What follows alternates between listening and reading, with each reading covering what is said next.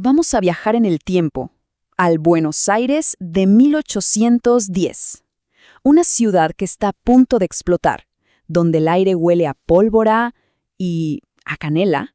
Hoy vamos a desentrañar El rastro de la canela, de Liliana Bodoc, una novela increíble donde un amor prohibido y el sonido de los tambores anuncian que la libertad está por llegar. Y bueno, justo esta es la pregunta que está en el corazón de toda la historia. En una sociedad colonial súper rígida, dividida, ¿cómo es posible que un simple aroma, el de la canela, se convierta en el símbolo de todo lo prohibido y al mismo tiempo de todo lo que está a punto de nacer? Ok, para entender bien esta trama tan compleja, vamos a seguir un camino como un rastro dividido en 5 partes. Primero, nos metemos de lleno en el escenario, ese Buenos Aires que está a punto de explotar. Después, exploramos los 2 mundos que chocan, el de los amos y el de los esclavos. En el centro de todo, claro, un amor prohibido que lo desafía todo. Y al final, vamos a ver cómo ese amor se convierte en el verdadero aroma de la revolución. Bueno, arranquemos. Para de verdad sentir la tensión que se respira en el rastro de la canela, primero tenemos que transportarnos a ese Buenos Aires colonial, una ciudad llena de contrastes a punto de cambiar para siempre. Estamos literalmente en la antesala de la Revolución de Mayo. El poder de la corona española se está desmoronando y por las calles de Buenos Aires se siente una vibración, una tensión. Hay ideas nuevas por todos lados.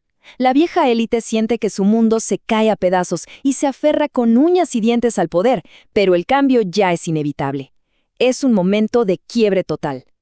Y claro, en el centro de ese orden que está a punto de desaparecer, encontramos el primer universo de la novela, el mundo de los amos. Un mundo de salones lujosos, tradiciones súper estrictas y un poder que ellos creían que iba a ser eterno. Y para ponerle cara a esta aristocracia, tenemos a los Torrealba. Son el ejemplo perfecto.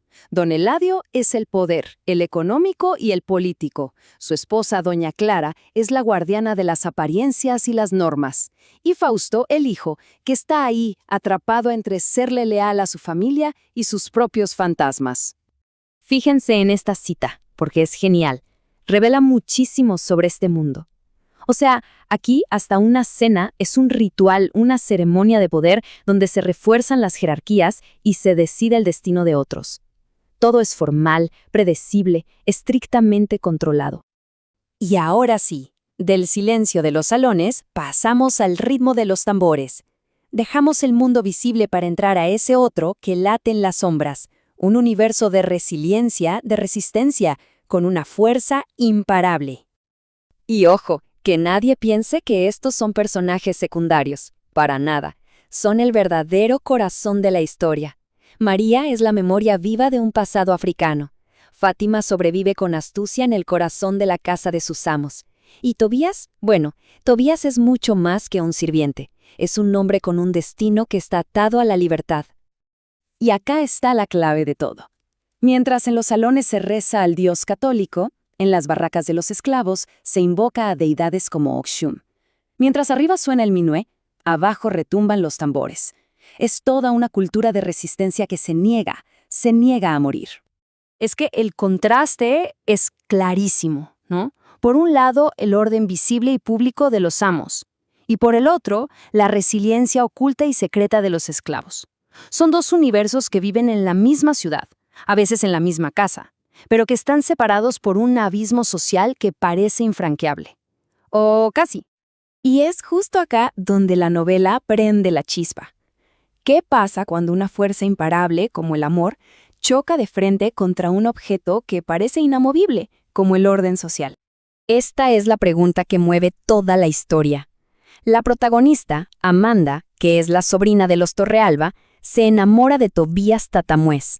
Y este amor, en ese momento y en ese lugar, es en sí mismo un acto de rebelión.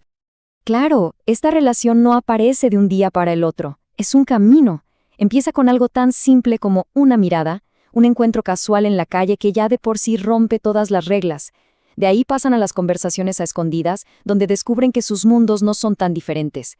Pero cada paso que dan juntos es un paso hacia un territorio prohibido, un desafío directo al poder de gente como Don Eladio. Y acá es donde la historia se vuelve brillante. Porque ese aroma a canela, el aroma de ese amor clandestino, empieza a mezclarse con otro olor, el de la pólvora de la rebelión que está por estallar. La novela teje de una forma magistral la historia íntima de dos personas con la historia con mayúsculas de Argentina. Porque resulta que Tobías no es solo un hombre que busca su propia libertad. Él es parte de Los Chisperos, una sociedad secreta real que conspiraba en esa época. Él y otros patriotas se reúnen en secreto para planear la caída del virrey. Su lucha personal es, también, una lucha política. Y ahí es donde todo conecta. El amor de Amanda y Tobías es un microcosmos de la revolución. Su desafío a las normas sociales es el mismo impulso que lleva a los chisperos a desafiar el poder político. La búsqueda de la libertad, al final, es la misma en la intimidad de un cuarto que en la plaza pública. Esta frase de Tobías es increíblemente poderosa. No está hablando solo del hijo que espera con Amanda, está hablando del futuro de su patria. La libertad es el mejor legado, el mejor regalo que una generación le puede dejar a la siguiente. Y con esto volvemos al título. El rastro de la canela, al final, es ese recuerdo que no se borra. Esa marca que deja un amor que desafió todas las reglas. Es el aroma de la esperanza, la memoria de que otro mundo es posible, tanto en el amor como en la política. La novela nos deja con esta reflexión. A menudo pensamos en la historia en términos de grandes batallas y proclamas, pero Bodoc nos recuerda que la historia también está hecha de pequeños actos de valentía, de amores secretos y de la persistencia de un recuerdo, como un rastro de canela en el aire.